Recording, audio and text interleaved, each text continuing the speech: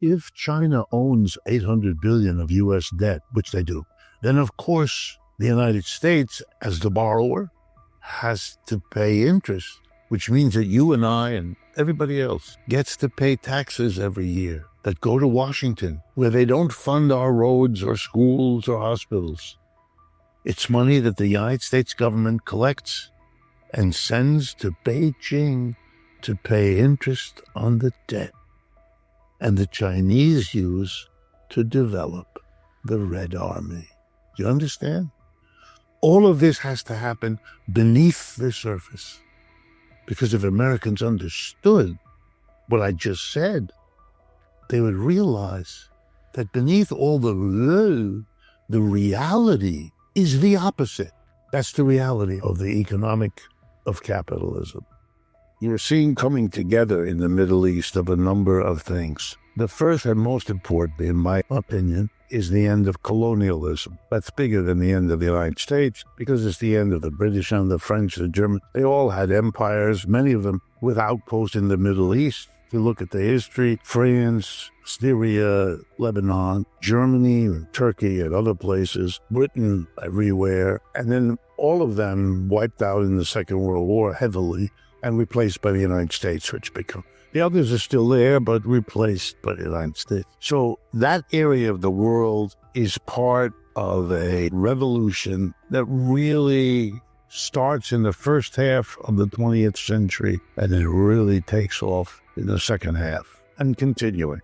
And that is a rejection of being a colonial subordinate. Not finished, not by a long shot. One big struggle happened in the first half of the 20th century when they kind of got themselves together. The people there understood they're going to have a big fight to get out of this. Second half, they took the first big step, political independence. Now, in the 21st century, they're dealing with the economic independence, which they do not have. And they're bitter. Bitter because many of them didn't understand that political independence doesn't go. In other words, no necessary. You can be as dependent economically after independence as you were before. Political independence, parliamentary government is a bit of a mirage. They weren't leftist enough. If they had been more leftist, they would have understood that the corporations can buy the political system if they need to and want to, and that can render the government a shell. Puppets, sort of like we have here. The best example I can think of, if you look at a number of major issues that the Gallup or other polling companies regularly monitor, overwhelming majorities believe what the Congress does not do. Majority of people don't want the Ukraine war, don't want to spend all that money. Probably by now a majority don't want to support Israel. A huge majority, because as I study, are in favor of a less unequal United States. They would like there to be a smaller gap between rich, much smaller than there is. And on and on and on. Majority want a higher minimum wage. They don't get any of it. And they know that. And they're angry with Republicans. You didn't do what you promised. And they vote Democrat. Then they get angry at them. You didn't do what you promised. It's all true. They promised it and they didn't do it. The reality is that political independence is a shell if you don't have economic independence. Or to say the same thing domestically, political democracy is a veneer if you don't have economic democracy, and we don't. Every business in this country, with very few exceptions, every factory, every office, every store, has a tiny group of people at the top who have all the power. In a corporation or a major firm of business, a corporate board of directors, typically 15 people, they decide what to produce, how to produce, what technology to use, where to do it, and what to do with the revenue. The rest of us are employees. We make none of those decisions, nor do we have any power to decide who makes them. The shareholders do that. Shareholders are not employees and vice versa. You don't have a democratic system, and therefore that pollutes or undermines the claim to democracy. So when Kamala Harris gets up there, or any of the others, and they're preserving democracy, the only thing one can do is grin. You are doing a magic trick. You are preserving something that isn't there. The first problem for the Middle East is that they don't have economic independence, nothing remotely like it. The only country with a little bit of exception to that, just a little, is Israel. Why? Because of their peculiar relationship A, to Jews, and B, to the United States, which gives them a whole lot of money for nothing, just out of a kind of solidarity. You are our baby. You are our friend. There's a load of opportunity, cash, business deals, all kinds of things that are available to them through that contact that are not available yet to the others. BRICS may equal that game. That is, BRICS become a source of that kind of support either for selected other countries in the Middle East, which is already beginning to be the case. For example, Iran, which is why for Israel this is such a problem. Iran has, by being a BRICS member now, but also by dint of a very carefully followed policy, has now built relationships between Russia, its neighbor, and China. And Iran will see if Israel and Iran now enter into a war, what kind of support Russia and China will give. My guess is it will surprise everybody, just the way the support for Russia in the Ukraine war has surprised everybody. But for the moment, the Middle East is in a terrible place because they have political independence. They do not have economic dependence, which means they're either terribly poor and dependent on very few resources, or they have oil, which means they're dependent on that. And they're dependent on a global oil system that they cannot control. They're much too small. The only one who can do that a little is Saudi Arabia, and it doesn't want to share that position. The overcoming of the fight between Saudi Arabia and Iran, which was achieved by the Chinese,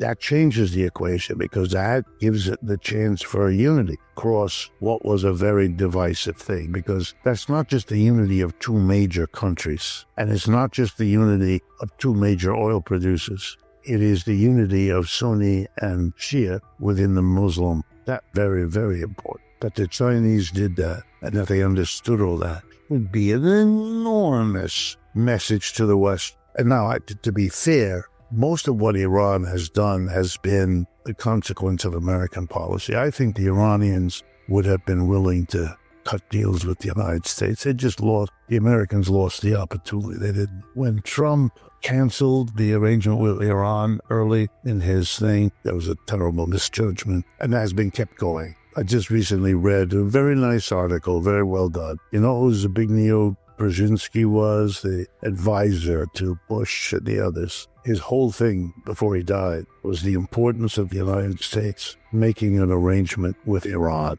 And his great enemy were the neocons who wanted to destroy Iran.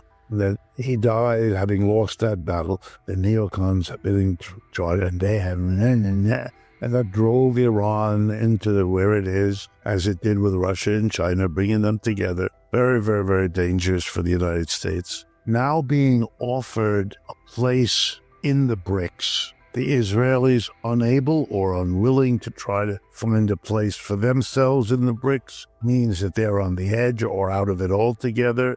That's a whole new situation, because before, Israel was alone with a patron, the U.S. None of those countries had a comparable patron. Even if you had a patron of Russia, which they didn't, but even if you had it, Russia with a $1.5 trillion, United States with 23, what's the GDP of China? 17, 18 trillion. They are in the running, and they're getting closer every day. Russia's not. And with Russia and China together and Iran, then you have them as the patron. That's part of what this war is about. That patron is becoming important for all the smaller countries. Lebanon, Syria, Iraq, they're looking and they're seeing Egypt, Iran, Saudi Arabia are now with Russia. They know where their future is. Right there it is, right in front of you. They're applying. They want to get in there. And the last thing is, the greatest representative of the colonial master isn't the old empires. Those have been defeated. They all got independence. It's the new one, the economic monster from which we did not get independence, which is global capitalism, which is represented, or was, by the United States. Israel is the United States for them. Every time Mr. Biden gets up and says, we will be with Israel all along, it's one more nail in the coffin. You have to be blind not to understand. And that's true not just in the Middle East, but in the whole Muslim world. That goes to Indonesia, Pakistan, or any of the other major Muslim countries, not to speak of Africa, or the growth of Islam in Latin America, all of which are significant. Here's the irony. The United States, after World War II, developed a commitment to things that were either called containment or some other kind of policy to isolate Russia, Soviet Union, or to Eastern Europe. Now to isolate, you know who's getting isolated? Real. It's the person who's busy painting everything in their environment, and then they end up in that, like in the cartoon, they've painted themselves into a corner. We're not isolating others, you stupid. We're isolating us. Some great journalist, I think it was, made a crack, which has become widely well known. And it goes like this. The first casualty in every war is the truth. Wars being what they are have motivated lots of people, not just America, but all kinds of people all around the world to start telling monstrous make-believe. And again, there are many motivations. No leader of a war wants to be the loser, because that's usually the end of your career. So you got to be the winner. And no one wants to hear about the lost battles. They want to hear about the valiant achievements. And that's usually on both sides. So you really should be deeply skeptical of anything that sounds like an official assessment of something in a war, unless it is so lopsided, the war, that one side doesn't need it. Don't need the public. It's not that they wouldn't do it. It's not that they haven't done it, but they don't need it. Anyway, in this case, I think you have a little bit of the propaganda on both sides, a bit more on the Ukraine than on the Russian. But as you have to treat it all with a good bit of skepticism, it would be strange not to. On the other hand, it's not symmetric.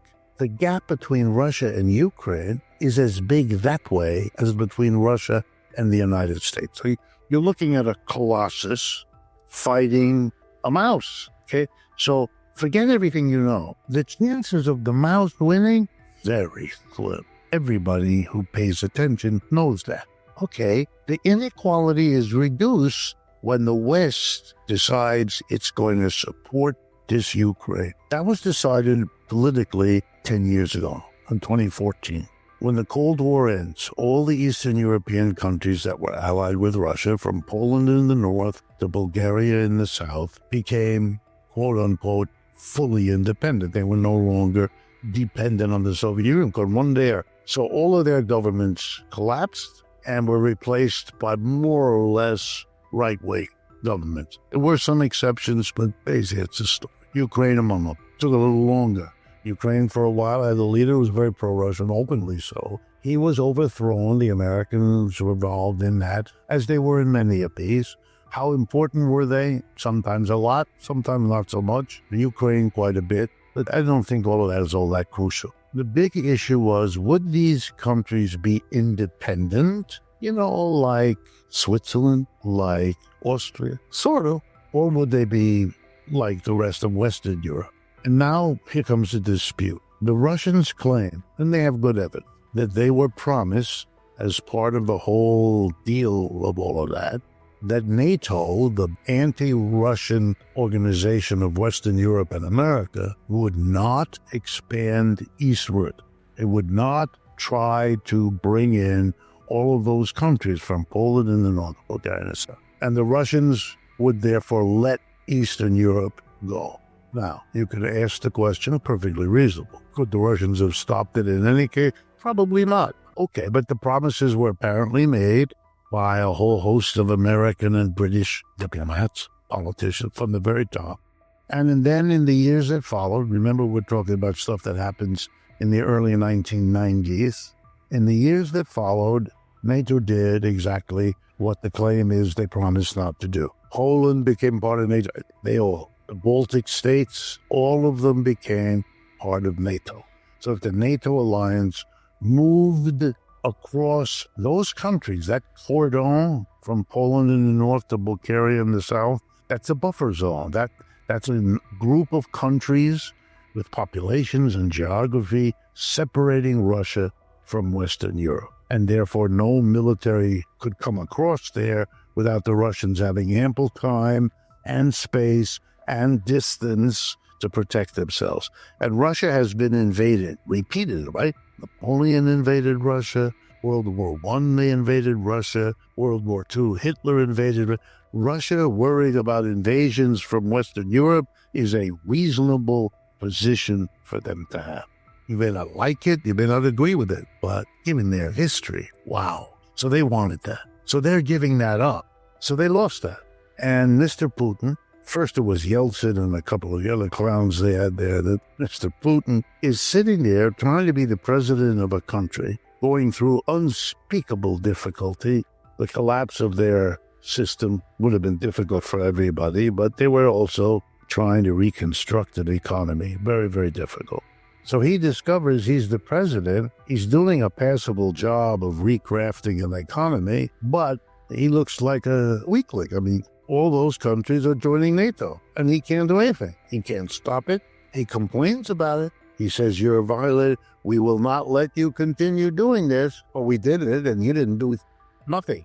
And Ukraine had been more integrated into Russia. The others were more, Poland is its own thing, and Romania is its own thing. If you went to the most famous restaurant in New York City serving Russian food for the last century, the Russian Tea Room, the most, if not the most famous dish, one of the two great dishes, is called chicken Kiev. It's a particular way of preparing chicken, as was originally done in the Ukrainian city capital of Kiev. The Russian Tea Room featured that because that's as Russian as it gets. For them to start saying, as they did, after they took all the other countries, we are now next going to go after Ukraine. And remember, they also tried 10 years ago to get a hold of Georgia, the state of Georgia, where Stalin came from, in the south of Russia there. So it was clear that now the Russians stiffened it. You've taken all of that, but you're not going to come in and take what were literally parts of Russia. Georgia was a republic within the USSR, as Ukraine was. In the Russian Revolution, all of these places were given the status of independent republics, Union of Soviet Socialist Republics. That's what USSR stands for. So they were much more integral. So now NATO is beginning to disconnect a piece of Russia from the rest of Russia. And Putin says, and he did it several times, we will not let you do that. You can't do it. They got rid of the pro-Russian government, Maidan Revolution. They had 2 or 3 people wanting to be. There was a comedian, a popular comedian in Ukraine, named Zelensky. They brought in the comedian, was a good actor. He puts on the valiant struggle leader persona nicely. And they make announcements. They're working to bring Ukraine into NATO. And he says, okay, we're done. 2 days later, they invaded. He had been building troops and moving them to the border. So people knew, the United States knew, weeks, maybe even months, what was going to happen. But they thought it was still bluffing. All right, now he's at the next level of bluff, but he moved the troops, and then 2 days after the last time, he did it. Okay, so now what? Now the United States is caught. They have a plan. In their hallucination, they're going to carve Russia up. Russia's not going to be the big colossus it used to be. A country that goes from the Pacific Ocean all the way to the North Sea. That's always been the dream. Be very easy to manipulate 20 little republics like Kazakhstan and Uzbekistan and Azerbaijan and Armenia, all of which were republics before. So they want to carve it up into republics, and the more moderate ones say, no, we just want to slap Russia on the wrist. It's easier to do now. All of it was a mistake. They misunderstood the BRICS, misunderstood their own position in the world economy. They don't get it. They still don't.